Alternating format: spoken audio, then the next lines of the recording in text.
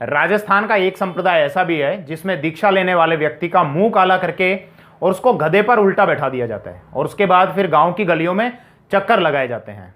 और वो संप्रदाय है राजस्थान के मेवात क्षेत्र का लालदासी संप्रदाय। और लालदासी संप्रदाय का प्रवर्तन करने वाले थे लोक संत लालदास जी। तो राजस्थान कला और संस्कृति के लोक संत से संबंधित पार्ट 6 में, इस पार्ट में हम बात करेंगे लोक संत लालदास जी के बारे में। मैं रमन भारद्वाज, भारद्वाज क्लासेस से, और आइए हम शुरू करते हैं लोक संत से संबंधित हमारा पार्ट 6। लोक संत लालदास जी राजस्थान के मेवात क्षेत्र के प्रमुख लोक संत थे। मेवात का जो क्षेत्र है ये राजस्थान के अलवर और भरतपुर का क्षेत्र मेवात कहलाता है। क्यों कहते हैं इसको मेवात? क्योंकि इस क्षेत्र में यानी अलवर और भरतपुर के क्षेत्र में मेव मुस्लिम काफी संख्या में रहते हैं और मेव मुस्लिमों के कारण ही इस क्षेत्र को कहा जाता है मेवात, और यहां जो भाषा बोली जाती है उसको कहा जाता है मेवाती। तो जन्म के आधार पर लोक संत लालदास जी भी मेव मुस्लिम थे क्योंकि इनका जन्म मेव मुस्लिम परिवार में हुआ था। सन 1540 ईस्वी में राजस्थान के अलवर जिले के धोड़ी दूब या धोड़ी दूब गांव में इनका जन्म हुआ था। वैसे जन्म वर्ष के आधार पर अगर हम देखें तो एक तो ये मुगल बादशाह अकबर के समकालीन हो गए और दूसरे लोक संत दादू दयाल जी के भी समकालीन हो गए, क्योंकि मुगल बादशाह अकबर का जन्म वर्ष क्या है 1542 ईस्वी और लोक संत दादू दयाल जी का जन्म वर्ष क्या है 1544 ईस्वी। वैसे लोक संत दादू दयाल जी के संबंध में मैं पहले ही वीडियो, लोक संत का जो वीडियो है वो पहले ही अपलोड कर चुका हूं, अगर आपने नहीं देखा है तो वो आप देख सकते हैं। वापस लालदास जी पर आ जाता हूं। तो अभी हमने क्या देखा कि लालदास जी जो है वो मुगल बादशाह अकबर और लोक संत दादू दयाल जी के समकालीन है। काफी इंपॉर्टेंट बात है और यहां से क्वेश्चन भी निकल सकता है। अब एक बार लालदास जी के पिता और माता और इनकी पत्नी की भी बात कर लेते हैं। तो लालदास जी के जो पिता थे उनका नाम था चांदमल जी और इनकी माता का नाम था समदा, या कुछ जगह हमको सामदा भी देखने को मिलता है। और इनकी पत्नी का नाम था मोगरी, और मोगरी से इनको 2 पुत्र और 1 पुत्री प्राप्त हुई थी। अब एक बात पर आप ध्यान देना कि लालदास जी ने लालदासी संप्रदाय का प्रवर्तन किया, यानी इन्होंने ईश्वर को लेकर अपने विचार भी रखे, ईश्वर की भक्ति भी की और साथ के साथ इन्होंने गृहस्थ या पारिवारिक जीवन भी जिया। तो इनको हम गृहस्थ संत बोल सकते हैं क्योंकि ये ईश्वर की भक्ति भी कर रहे हैं और अपना गृहस्थ या पारिवारिक जीवन भी जी रहे हैं। तो इसका अर्थ ये हुआ कि लालदास जी के अनुसार कभी भी पारिवारिक या गृहस्थ जीवन ईश्वर की प्राप्ति में या मोक्ष की प्राप्ति में बाधा उत्पन्न नहीं करता। अब लालदास जी ने जो लालदासी संप्रदाय का प्रवर्तन किया था, तो देखिए इस लालदासी संप्रदाय में क्या होता है कि दीक्षा लेने वाला जो व्यक्ति है, यानी जो दीक्षा प्राप्त करने वाला व्यक्ति है, उसका मुंह काला करके और उसको गधे पर उल्टा बैठा दिया जाता है और उसकी पीठ पर तुम्बी बांध दी जाती है ताकि वो व्यक्ति ज्यादा हिलडुल नहीं सके, और उसके बाद उस व्यक्ति को गांव की गलियों में चक्कर कटाए जाते हैं। ऐसा क्यों किया जाता है?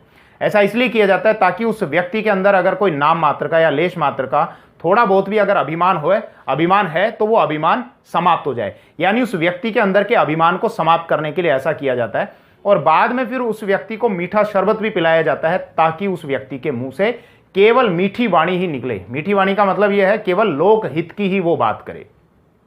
अब एक बार देख लेते हैं कि लालदास जी के ईश्वर को लेकर या भगवान को लेकर इनके क्या विचार थे।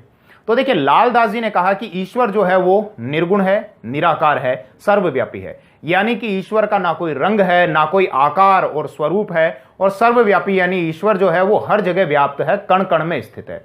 और लालदास जी ने अपने ईश्वर को जो नाम दिया वो नाम दिया राम का। अब यहां थोड़ा सा हम कंफ्यूज हो जाते हैं कि एक तरफ तो हमको ये जानकारी मिल रही है कि लालदास जी जो है ये निर्गुण भक्ति धारा के संत है, यानी इनके अनुसार ईश्वर का कोई रंग या रूप नहीं है, जबकि ये ईश्वर को, राम को जो है ये ईश्वर मान रहे हैं। और ये भी हम जानते हैं कि राम की मूर्ति पूजा होती है और जहां मूर्ति पूजा होती है उसको हम कहते हैं सगुण भक्ति धारा।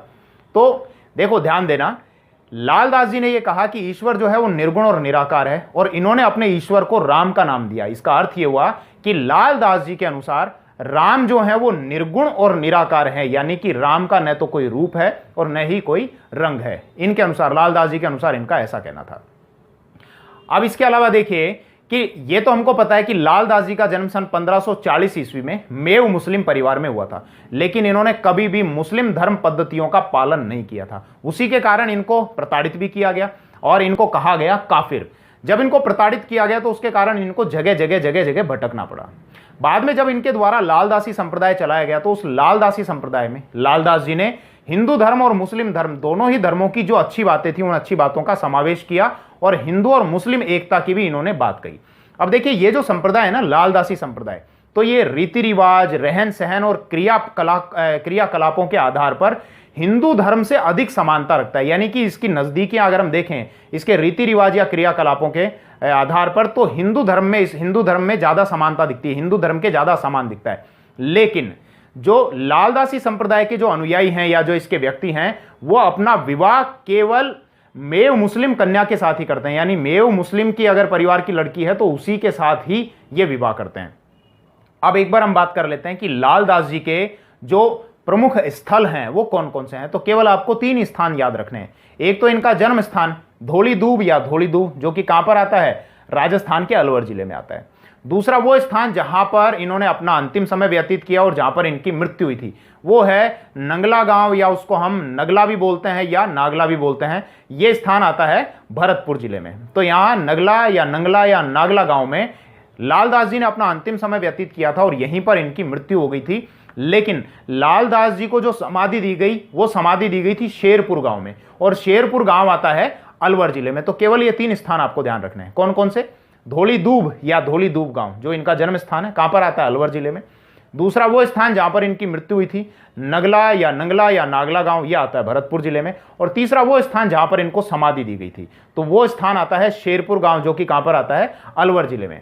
देखिए, अलवर जिले का ये जो शेरपुर गांव है, यहां पर हर साल 2 बार लालदास जी के मेले का आयोजन होता है। ये कब कब लगता है? एक तो लगता है आश्विन शुक्ल एकादशी को, यानी आश्विन शुक्ल की 11 को, और दूसरा लगता है माघ पूर्णिमा को। देखिए, माघ पूर्णिमा को आप बड़ी आसानी से याद रख सकते हैं, और इसको एक दक्षिणी राजस्थान के बहुत बड़े मेले के साथ लिंक करके आसानी से भी याद रख सकते हैं। जैसे दक्षिणी राजस्थान के दक्षिण में जो जिला है ना, डूंगरपुर, यहां पर हर साल माघ पूर्णिमा को बेणेश्वर धाम में बहुत बड़ा मेला लगता है, जिसको हम आदिवासियों का कुंभ या वागड़ का कुंभ भी कहते हैं। और इस मेले के संबंध में मैंने लोक संत से रिलेटेड पिछले पार्ट में, यानी पार्ट 5 में बेणेश्वर धाम, बेणेश्वर शिवलिंग और संत मावजी के बारे में काफी डिटेल से आपको बताया है। वापस लालदास जी पर ही लौट कर आ जाता हूं। देखिए, एक तो लालदास जी के गुरु का भी नाम ध्यान रख लेना। इनके जो गुरु थे उनका नाम था गदन चिश्ती। ये तिजारा के थे। तिजारा वर्तमान में अलवर में ही आता है, अलवर की एक तहसील है तिजारा। और लालदास जी ने जो ग्रंथ लिखे हैं, इनके ग्रंथों में एक प्रमुख ग्रंथ है लालदास की चेतावनियां। तो लालदास की चेतावनियां लालदास जी का एक प्रमुख ग्रंथ है। अब मैं आपके साथ में एक लोक मान्यता या एक जनश्रुति पर भी चर्चा कर लेता हूं कि मुगल बादशाह शाहजहां के बाद जब उसके पुत्रों के मध्य उत्तराधिकार का संघर्ष हो रहा था, किन किन के मध्य हो रहा था? औरंगजेब, दारा शिकोह, शुजा और मुराद, इन चारों के मध्य मुगल उत्तराधिकार को लेकर संघर्ष हो रहा था। और वैसे मुख्य रूप से ये जो संघर्ष था, ये 2 व्यक्तियों के मध्य ही था। कौन से 2 व्यक्तियों? एक तो औरंगजेब और एक दारा शिकोह। तो दारा शिकोह, जो ऐसा बताया जाता है कि दारा शिकोह लालदास जी के पास में आए थे और उन्होंने पूछा था कि अगला मुगल शासक या मुगल बादशाह कौन होगा। तो लालदास जी ने यह कहा कि जो भी अपने भाइयों की हत्या करेगा वही अगला मुगल बादशाह बनेगा। तो यह भविष्यवाणी उनकी सही भी हुई थी, क्योंकि औरंगजेब ने अपने भाइयों की हत्या की थी और अपने भाइयों की हत्या करने के बाद ही वो मुगल शासक बन सका था।